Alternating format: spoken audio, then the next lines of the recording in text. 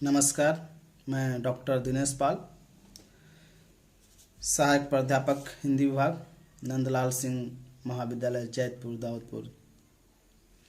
मैं आज गोस्वामी तुलसीदास जी के बारे में बातचीत करूंगा और सामान्य परिचय दूंगा आप सभी को।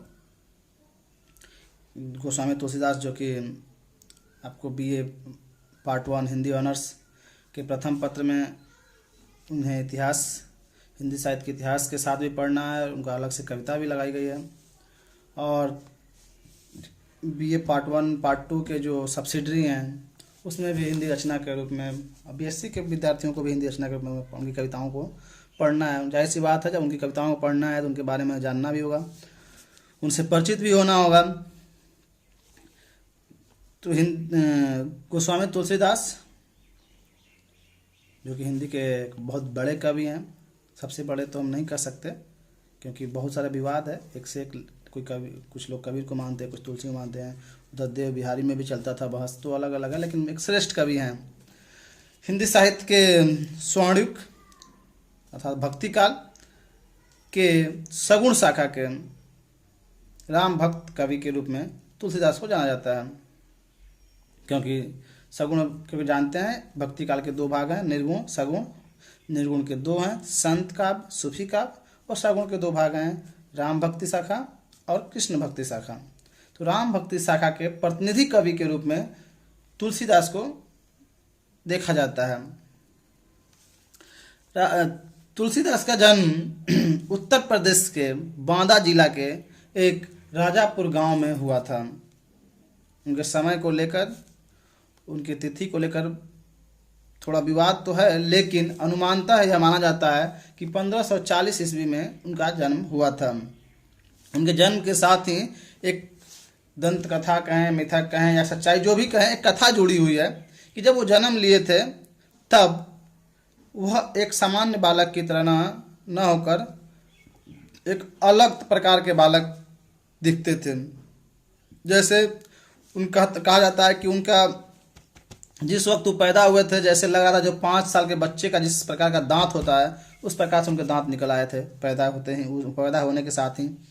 और पैदा होने के साथ कहा जाता है सामान्यतः बच्चे रोते हैं, लेकिन उनके बारे में जो कहा जाता है, जनश्रुति में चला आ रहा है कि वे राम बोले, उनके मुंह से राम शब्द निकला। कितना सच है तो एक विश्वसनीय भी नहीं होता, लेकिन चल रहा है। उसी शब्द की वजह से उनका नाम बचपन में राम बोला रखा गया था, यानी पहली बार राम बोले इसलिए उनका नाम रख दिया गया राम बोला। अब जन्म लेते हैं, उनकी माता जी का देहांत हो गया और उन्हें अनिष्ट न हो इसलिए उनके परिवार वाले उनको अपने वहाँ की एक दासी थी जिसका नाम था चुनिया, उसे पालने पोसने को दे दिया, यानी वो उनका पालन पोषण करती थी। यानी उनकी माता जो कि हुलसी थी, नाम था हुलसी, वो उनके जन्म लेने के बाद कुछ दिन बाद वो शायद उसी समय गुजर जाती हैं। उनके पिताजी आत्माराम दुबे वो उन्हें वहाँ दे देते हैं। चुनिया का भी कहा जाता है कि बहुत दिन तक वो जीवित नहीं रही, यानी कुछ समय बाद 5 साल 6 साल बाद शायद उनका भी देहांत हो जाता है। इस प्रकार से तुलसीदास का बचपन बहुत ही कठिन और बहुत ही एक अनाथ जैसा रहा है। माता पिता का भी साथ नहीं मिला। तो कहा जाता है कि बहुत दर दर भटकने के बाद तुलसीदास ने बहुत कुछ देखा, बहुत गरीबी देखी, दरिद्रता देखी। एक भिखारी बालक की तरह, एक अनाथ बालक की तरह उनकी दशा दिशा हो गई थी। तो अब यह उनका बचपन का रहा। बाद में वो अपना नरहरि दास के यहाँ जाते हैं। नरहरि दास उनके गुरु के रूप में जाना जाता है, कहीं नरहरानंद भी हैं, जो कि रामानंद शिष्य परंपरा के, रामानंद का जो 12 शिष्य थे उनमें से एक शिष्य नरहरानंद थे। तो तुलसीदास को शिक्षा दीक्षा या ज्ञान जो भी मिली वो अपने गुरु नरहरिदास से मिला। उसके बाद वो अपना घूम घूम कर कथा वाचन करना, भिक्षा लेना, जीवन यापन ऐसे करते थे। कुछ दिन बाद उनकी शादी होती है पंडित दीनबंधु की बेटी रत्नावली से। रत्नावली के बारे में कहा जाता है कि रत्नावली बहुत ही सुंदर कन्या थी, जिससे कि तुलसीदास का विवाह हुआ। तुलसीदास को बचपन में वह प्रेम नहीं मिला जो एक सामान्य बालक को मिलता है अपने माता पिता या परिवार से। शायद इसके कारण या जो भी कारण रहा हो, वह अपनी पत्नी से के प्रति आसक्त हो गए। यानी पत्नी एक तो सुंदर थी और उसके इतना प्रेम करने लगे कि उन्हें मतलब उनसे अलग होना नहीं चाहते थे। उन्हें कहा जाता है कि उन्हें अपने मायके तक नहीं जाने देना चाहते थे वो। और प्रेम के साथ काम की आसक्ति भी, कहा जाता है कि प्रेम के साथ साथ काम की आसक्ति भी थी।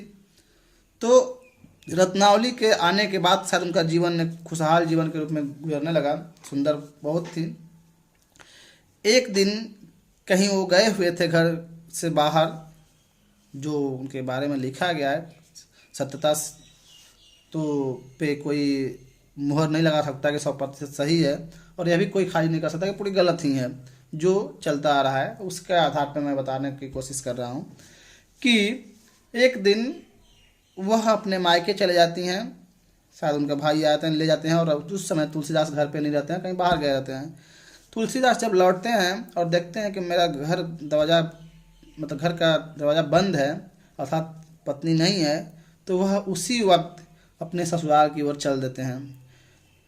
बरसात का महीना था, बरसात नदी में बाढ़ आई हुई थी, और वह एक मुर्दे को लकड़ी समझकर उसके सहारे वो नदी पार करते हैं। यानी एक मुर्दे को लकड़ी समझ के उस पर सवार उसको सहारा लेकर वो नदी पार करते हैं। फिर जब बताया जाता है फिर ससुराल जाते हैं, तो ससुराल में एक सांप को रस्सी समझ के, सांप लटक रहा होता है, उन्हें लगता है रस्सी है, उसको पकड़ के उसके सहारे से फिर वो अपने पत्नी के पास पहुंचते हैं। यानी इतनी छटपटाहट थी एक, वो अपनी पत्नी के प्रेम और काम की उनके अंदर जो आसक्ति थी वह उन्हें इतना बेचैन कर दी थी कि वो रात में भाग रहे हैं। इस स्थिति में यह वर्णन उनके बारे में किया जाता है। रामचंद्र शुक्ल भी अपने हिंदी साहित्य के इतिहास में किए हैं। जब अपनी पत्नी के जाते हैं, पत्नी को जगाते हैं, पत्नी से बात करते हैं, तब उसमें पत्नी को बहुत मतलब मिलते हैं, तो पत्नी को बहुत क्रोध आता है, गुस्सा आता है। जाहिर सी बात है, लोकलाज का भी कारण होगा। और वह उस समय फटकार लगाती है उनकी पत्नी, यानी तुलसीदास की पत्नी रत्नावली तुलसीदास को फटकारते हुए कहती है, लाज न लागत आपको दौड़ आए हो साथ, धिक धिक ऐसे प्रेम को कहो कहाँ कहूँ मैं नाथ, अस्ति चर्म मम देह म अस्ति चर्म मैं देह मम, तामे जैसी प्रीति तैसो जो श्री राम मह होती न तौ भवेति। यानी अर्थात कि आपको लाज नहीं आया जो आप भागते हुए मेरे पीछे यहाँ आ गए।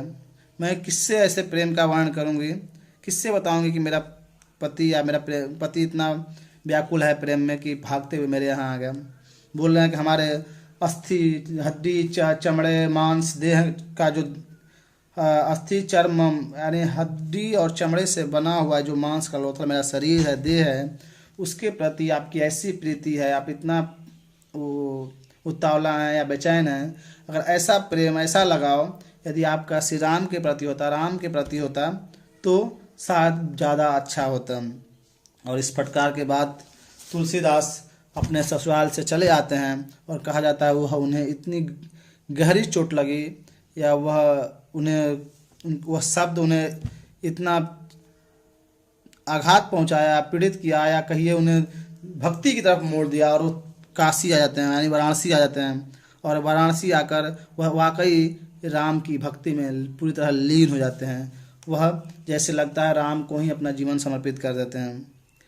वाराणसी रहते हुए उन्होंने कई रचनाएं लिखी, जिनमें से 12 प्रसिद्ध रचनाएं हैं, जिनका प्रमाणिक रचनाएं हैं, जिनमें 5 बड़े रचनाएं हैं, बड़ी 7 छोटी रचनाएं हैं।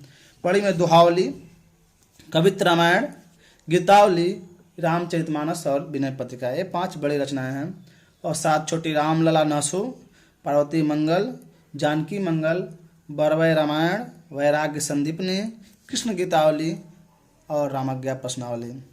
इन 12 रचनाओं में भी सबसे प्रसिद्ध अगर कोई रचना है तो वह है रामचरितमानस, जो कि अवधी भाषा में लिखा गया है। और यह रामायण रामायण की कथा को, रामायण की कहानी को तुलसीदास ने अवधी में अपने तरीके से लिखने की कोशिश की है, लेकिन उनका आधार रामायण ही है। यह भी रामचरितमानस 7 कांडों में विभाजित है, और रामायण लिखते समय तुलसीदास ने राम को एक मर्यादा पुरुषोत्तम के रूप में, एक श्रेष्ठ मानव के रूप में प्रस्तुत करने की कोशिश की है, और इसमें एक आदर्श परिवार कैसा हो सकता है वह भी प्रस्तुत करने की कोशिश तुलसीदास ने किया है। कहा जाता है तुलसीदास अकबर और शाहजहाँ के काल के कवि रहे हैं, जो समय मुगल साम्राज्य था, जो स्थिति थी। तो वे कई बार होता है कि रामचरितमानस को रामायण से बहुत कुछ अपने से जोड़ दिया है, बहुत कुछ अपना काट दिए हैं। वह एक जो उनकी कल्पना थी, जिस रूप में वो दिखाना चाहते थे, उसमें दिखाया है। तो रामचरितमानस हिंदी साहित्य की बहुत ही चर्चित किताब है, और इसे साहित्य के साथ साथ धर्म से जोड़कर देखा जाता है, जिसके कारण भारतीय हिंदू परिवारों में, ज़्यादातर हिंदू परिवारों में इसे एक धार्मिक पुस्तक के रूप में रखा जाता रहा है। अब बहुत कम होता जा रहा है, बहुत लोग इसे मानते भी नहीं हैं, क्योंकि जरूरी नहीं है कि सब लोग आस्था धर्म वाले ही रहे हिंदू परिवार में। तो वह दूसरी किताब उनकी विनय पत्रिका, जो कि ब्रज भाषा में लिखी गई है। यानी तुलसीदास की पकड़ ब्रज भाषा में भी थी और अवधी में भी थी।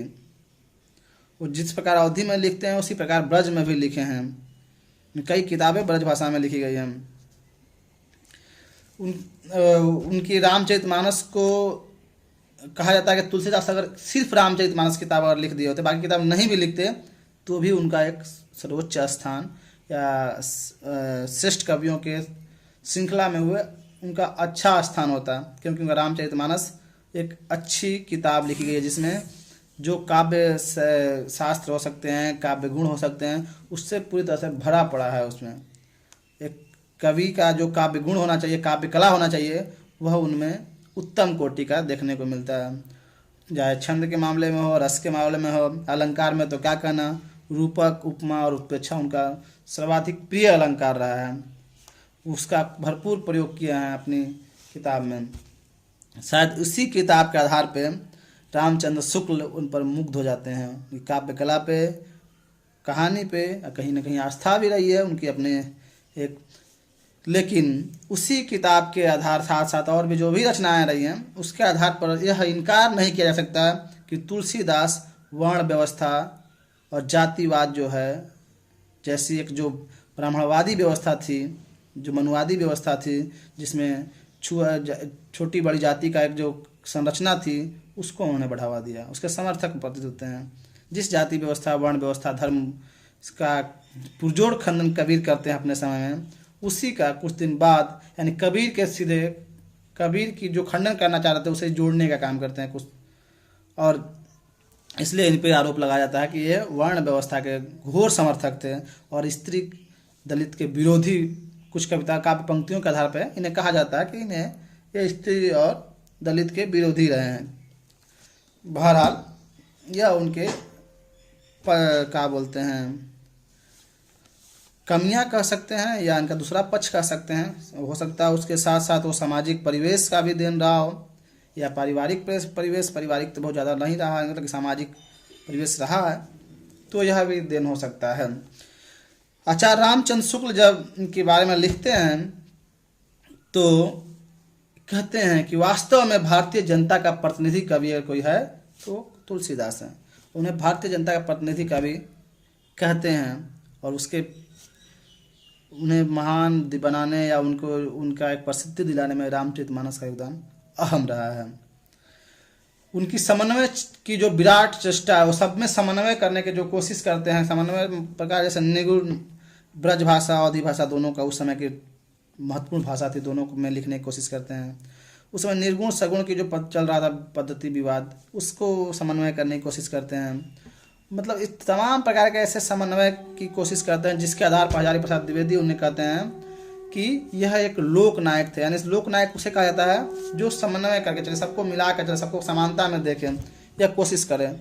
तो वह द्विवेदी जी का नजरिया रहा है, जिसे उन्हें लोक नायक कहते हैं। अब लोक नायक मतलब आम जनता का नायक हो, लेकिन इन्हें तो अब इन पर दूसरा आरोप यह भी है कि वो स्त्री और दलित विरोधी थे, तो पता नहीं लोकनायक कितना थे। खैर, तो तुलसीदास का भक्त साहित्य जो, लेकिन फिर भी आज भी अगर देखें तो ब्रज भाषा में लिखे तो जरूर हैं, लेकिन उन्हें अवधी कवि के रूप में ही ज़्यादा पढ़ा जाता है, ज़्यादा तवज्जो दिया जाता है, या ज़्यादा वो उन्हें सीधे हम अवधी कवि, ब्रज भाषा की जो रचनाएं हैं उनकी उतनी प्रसिद्धि भी नहीं पाई जितना अवधी में होगा, तो इसलिए वो अवधी कवि के रूप में ही ज़्यादातर लोग जानते हैं उनके बारे में। तो यह भी कहा जाता है कि विनय पत्रिका जब लिख रहे थे तो हनुमान जी खुद सामने आए, उन्हीं का स्तुति में लिखे।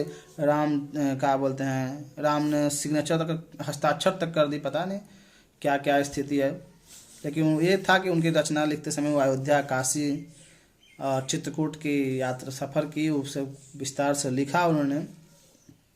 उनकी मृत्यु के संबंध में एक दोहा है, जिस जो है संवत 1680 गण के तीर, श्रावण शुक्ल सप्तमी, तजो तुलसी तजो शरीर।